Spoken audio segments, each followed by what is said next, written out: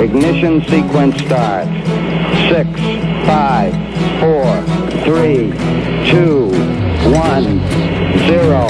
Liftoff. We have a liftoff.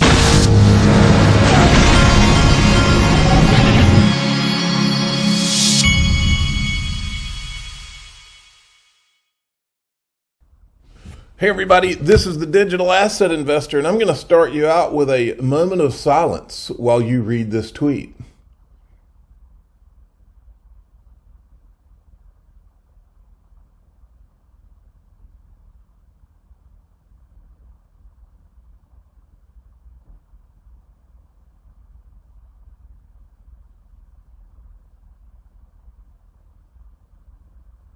And that is brought to you by link to one of my sponsors. The link's in the top of the description. Click on the link, tell them DAI sent you. You know what to do. Also, I'm putting in the top of the description. I told you earlier this week, I've just started it's kind of like a partnership. As you know, ProCoinNews.com, who is the official sponsor of the Digital Asset Investor Hunting and Fishing Club, I decided that I would do a joint email newsletter with these guys. It's free, 100% free, but it's a joint newsletter with these guys, and it's they put here, actually, it's for featuring digital asset investor wild speculators only. And so what they'll do is it's going to be a newsletter where you get the news and whatever the latest crypto news is, and every once in a while I'm going to be putting content that's exclusive stuff from me in there. But again, it's free. The link's in the top of the description. You can click on it and go sign up for the newsletter. Go check it out. I signed up myself last night. The market is boring. There's not a lot going on in the market. We're going to skip right over that. But eGreg Crypto says XRP zooming in and out, showing the charts. But the main thing I wanted to show you from what he's got here is he's got this hold the line, and it's at 39.396 cents. And then this is apparently, I think we're around 45 cents right now on XRP. But he's got the line being here, and he's got a scenario where you bounce off of it to $1.41. We shall see on all of that. Okay, before I go into what I'm going to go into, I want to remind you all, the ETHgate, what we call ETHgate, the Ethereum free pass. I don't show this timeline all the time, but this is the timeline. These are the facts that are not in dispute, some of them. I want to remind everybody, when all this started, folks, it started with Jay Clayton speaking at Stanford University. Katie Hawn was in the front row. That's on January the 24th. January 25th, the very next day, Jay Clayton meets with Andreessen Horowitz. At this meeting, he appoints Chris Dixon to get industry players together. That's when the Venture Capital Working Group gets formed. Perkins Coie, Cooley, McDermott, Will and Emery, Union Square Ventures, and Andreessen Horowitz. Okay? That's the Venture Capital Working Group. Lowell Ness, who was Andreessen Horowitz's attorney, he's the guy that wrote the Safe Harbor memo, and he said the idea was to get Bitcoin and Ethereum out from under securities laws. Now that you've got a refresher on that, we can go into this. Wheezy found this video last night. And that's why we chose Senator Cynthia Loomis and Senator Kristen Gillibrand.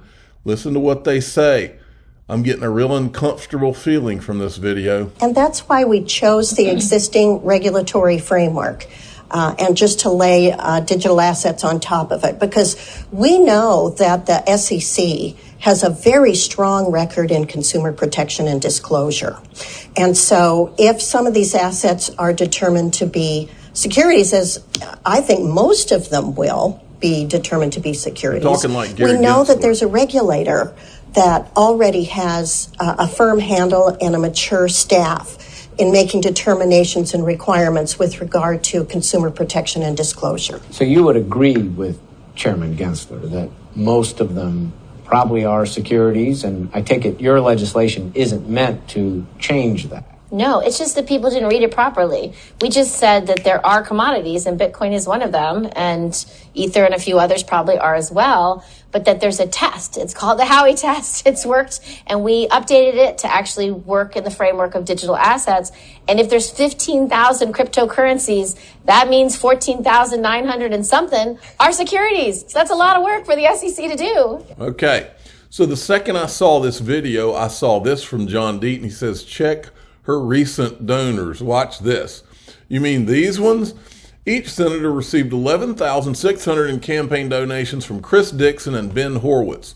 A week before they're announced, according to FEC data, Dixon and Horowitz also gave a combined $23,200 to the Financial Innovation Victory Committee, a joint fundraising committee that has almost exclusive supported Loomis and Gillibrand since its registration in May, and was focused on the fundraiser organized by crypto investor Multicoin Capital that month, where both candidates were guests. Gillibrand did not respond to a request for comment. Multicoin Capital, folks, we've talked about them on this channel. I'm going to show you them. I'm going to refresh your memory on them too. Remember, these guys, their limited partners are both I don't know if they are now, but they were. Both Andreessen Horowitz and Union Square Ventures are limited partners of these guys. All right. Then you go down. Let's see. I put it in a tweet up here. So and then this is Gillibrand. Look at this. This is the money she raised. Look who one of her donors is. Apollo Global Management. Why is that familiar? Apollo appoints Jay Clayton as lead independent director. Remember, Jay Clayton, when he left the SEC, he went to a Cross River or something like that. And all they do is Bitcoin and Ethereum. And then Apollo also hired JP Morgan's Christine Moy to lead the digital asset strategy. Folks, you getting uncomfortable yet? And then here's Cynthia Loomis and her top donors, Multicoin Capital. Now let's refresh your memory. I think it's important because I tweeted this out right here. Warning, I think it's time for Senator Loomis and Gillibrand to get specific about which digital assets they view as securities. Prepare to be uncomfortable. Meet Multicoin Cap, Senator Loomis' top donor. We need to know exactly where she stands. Folks, these two guys that run Multicoin, the founders of Multicoin Cap, the videos I'm about to show you, especially if you've never seen them, will make you sick. Okay, because these guys were shorting XRP right after the Ethereum got the free pass is where I think these videos are from. Statement. Watch this. These are Senator Loomis's top donors. These two guys right here. So what's the second reason why you're not a big XRP bull? The second biggest reason is I think that there is a real chance that XRP could be declared a security by the SEC. I don't know for sure, but based on the most recent statement where the SEC talked about Ethereum not being a security, they mostly pointed out that the Ethereum network was decentralized enough that you could no longer claim that when someone was purchasing Ethereum, that they were doing so with the expectation that there was a specific group that would be working to advance the Ethereum network and increase its price. And you think in the case of XRP, the fact that they have a relationship with Ripple or Ripple Labs that is the problem? Yes. So when you look at the Howey test, there's 4 prongs to it. Now, understand, this is Tushar Jain from Multicoin Capital. He has no problem with Consensus and Joseph Lubin. He has no problem with nobody knowing who the disguised whales are. He has no problem with nobody knowing. What does Joseph Lubin call it? He says that Consensus has internal transparency. He has no problem with that, doesn't question it. Questions why. Again, let's keep listening. This is Senator Cynthia Loomis's #1 donor. There's needs to be pooled capital, so you need to raise some money. Ripple does this through their sales. They sold $150 million a quarter of XRP tokens out of their treasury. So they are raising money from the general public. Second, it needs to be for a common enterprise, right? So Ripple Inc. provides that enterprise because Ripple Inc. is solely and predominantly responsible for marketing the Ripple products that use XRP and give the XRP token any value. Without Ripple Inc., the XRP token is worthless, absolutely worthless. Based on kind of the SEC's guidance from a couple weeks ago about Ether being not being a security, it's quite clear to us that Ripple is a security. We don't know when that news is going to drop, but the catalysts seem to have kind of. And also, folks, it's important to note words mean things too. And these guys specifically use the word Ripple and not XRP for a reason. That is by design. These people know exactly what they're doing. I've studied this for years now. These people, they're wanting to hang Ripple around Ripple's neck and make it and make it so that in the eyes of everyone, there's no separation between the token and the company. That is by design. It's words mean things. These guys know exactly what they're doing. These are not good folks, in my opinion. Gone away from Ripple, and we have very high conviction that it is a security. And so, as kind of the system plays out over time, we think that short will deliver idiosyncratic returns. So the security label is kind of a designation that kind of dooms this cryptocurrency. I think it's kind of a fatal designation.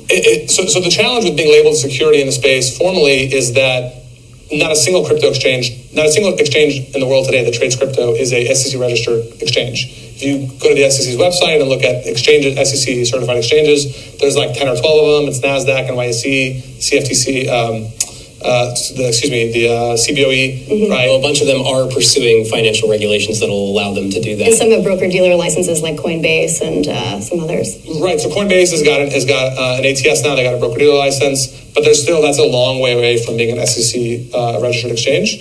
And that's a multi-year process, and that's well known to be a super, super difficult thing to do. And so my point is that if Ripple is labeled a security formally by the SEC, all of the crypto exchanges are going to stop trading Ripple because they are not SEC certified exchanges, SEC registered exchanges. And so if that happens, liquidity is going to dry up on XRP and the price will plummet. I'm not going to play this part because I've already played that for you, but these guys give me the EBGBs, folks. And my gut is right 99.999% of the time. And they are Senator Loomis's #1 donors. And all their buddies are donors too. Thanks for listening. I'm the digital asset investor. I'm not an investment advisor. This is for entertainment purposes only. Please subscribe, hit the like button, and tell your friends and family they got to go join the ProCoin News Daily newsletter because it is a joint thing and it's for wild speculators. You got to be a crazy wild speculator and like to speculate on digital assets. And you got to be someone who wakes up every day and likes to look at digital asset news, and you like to watch my videos because I'll be putting some different content like that in the newsletter with these guys. Thanks for listening.